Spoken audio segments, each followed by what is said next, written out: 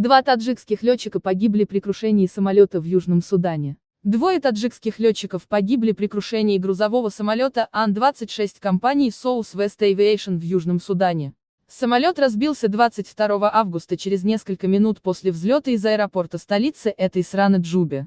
При крушении самолета погибли 2 таджикских летчика, Кадыров Парвиз и Мирахмедов Мирсултон, сообщили Азия Плюс в Департамент информации МИД Таджикистана. По нашим данным, Парвиз Кадыров неделю назад уехал в Судан для работы. Он был 2-м пилотом. Его брат Хуршет обратился к нам с просьбой вернуть тело брата, сказали в ведомстве.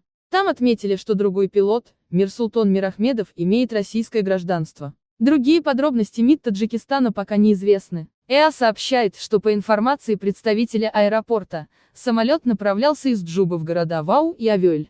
Позже к освещению событий подключилось агентство Синьхуа, которое сообщило, что в результате крушения погибли 17 человек, из которых 2 члены экипажа. При этом очевидцы сообщили журналистам, что спасатели достали 1 человека из самолета живым и отправили его в больницу. Более точной информации пока нет. Место крушения находится неподалеку от жилых кварталов, поэтому около разбившегося самолета вскоре появилось большое количество местных жителей.